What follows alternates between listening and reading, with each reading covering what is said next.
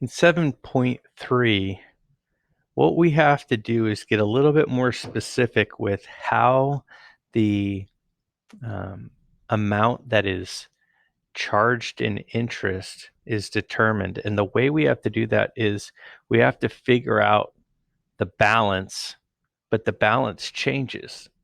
So the balance might at the beginning of the month be one amount, but then maybe something happens like I make a purchase and that balance changes on my credit card.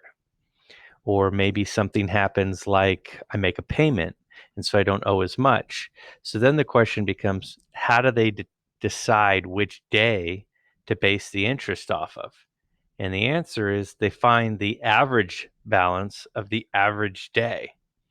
And so that's what we're going to do here is we're going to figure out how to determine how much interest is charged by the average balance for the average day. So to do that, there are a couple quick formulas that we need.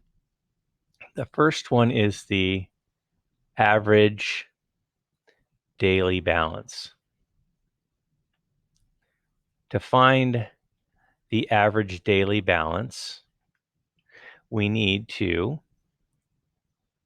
take the sum of all of the days and divide it by the number of days. So again, the S is the sum of the days. D is the number of days. Now, how do we find the sum of the days? We'll do that here in just a second down below. The second thing I need to know is the finance charge. How do we determine that finance charge? So the formula for that, the finance charge is the average balance, the average daily balance, which we just are going to do above, times the periodic rate. Remember, the periodic rate is the interest rate for that period of time.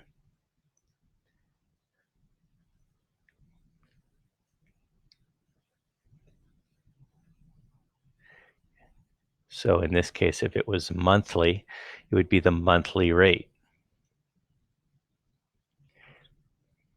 Now, last but not least, we need to figure out, well, what's the new balance on our credit card?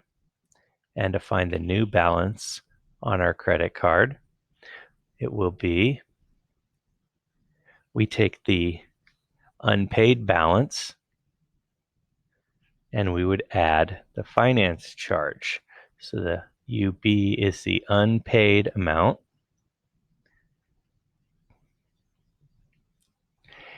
And the finance charge is what we just determined. It's the interest that we have to pay for the month. So that's the finance charge. Now, let's go ahead and take a look at an example. When we do that, it will really make this a lot easier on understanding it. It always is when we try one. So I'm going to go ahead and switch over to green for the problem. And I'm going to say your credit card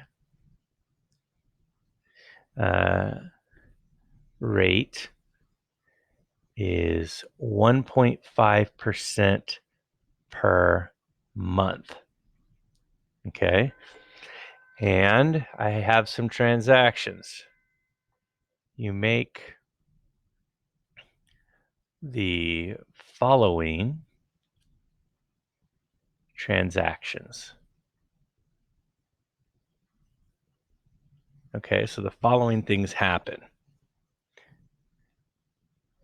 From May 1st to May 10th,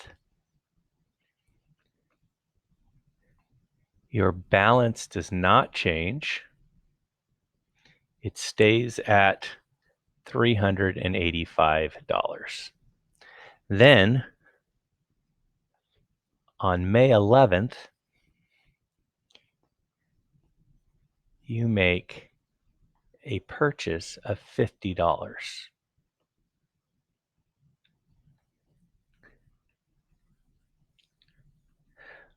On May 17th, you make a payment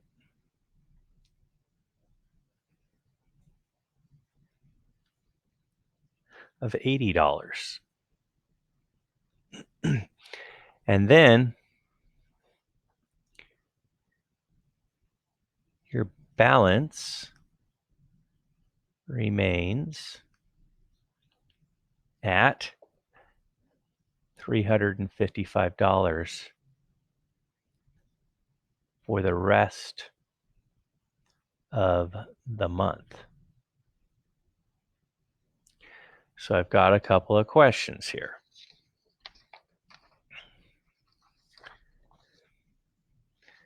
And I'm going to just go ahead and ask the last question was, what is your new balance?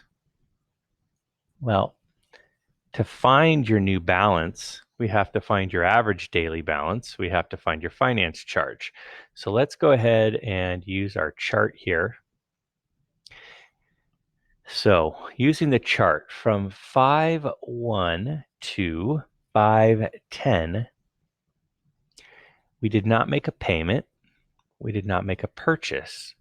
The balance at the end of each of those days, every single one of them, was $385. From May 1st to May 10th, that is a total of 10 days. So we have to take the number of days times the amount that was at the end of each day. So we're going to multiply that and get $3,850. So again, I just took that and I multiplied these here to get my sum of the daily balances. Then on 5/11, something happened. I did not make a payment, but I made a purchase of $50. That means that my balance went up by $50. So it was $385. I add to that $435. I'm sorry, 50, and it got me $435. Right? So I went $385 plus the $50 on the purchase, and my balance went up. I no longer owe them $385. I now owe them $435. So it went up to $435. There was one day here, and on that one day it was $435, because again I multiply those two together to get the sum. So then on 5/12 to 5/16, I did not make a purchase. I did not make a payment. I owed $435 each of those days. From 5/12 to 5/16, that is a total of 5 days. I multiply that out and I get $2,175. Then on 5/17, something happened. I made a payment of $80. I did not make a purchase. So I used to owe them $435, but I paid them some money. I paid them $80. So I subtract my $80 from the $435, and that means I now only owe them $355. I've got one day that I'm looking at here. So I multiply that out and I get $355. Then for the rest of the month, from 5/18 to 5/31, I didn't make a purchase. I didn't make a payment. I owed them $355 at the end of each of those days. That's a total of 14 days. And that gives me, when I multiply that out, $4,970. So now, how many total days did I have here in that month? I had 31 days. And I need the sum of the daily balances. That's where the S comes in up here. So I have to add all of those up. And the grand total is, the sum of the daily balances is $11,785. So the first thing I need to do is find my average daily balance. My average daily balance is my S over my D. My S here is the sum of the daily balances, $11,785, divided by the number of days, which is 31. So that leaves me with an average daily balance So on the average day, I owed $380.16. So the interest is based off of the average daily balance, not the highest, not the lowest. So I'm going to need that for this next part. So now I need to find my finance charge. How much is my credit card company going to charge me in interest this month? So I'm going to multiply my average balance times my periodic rate.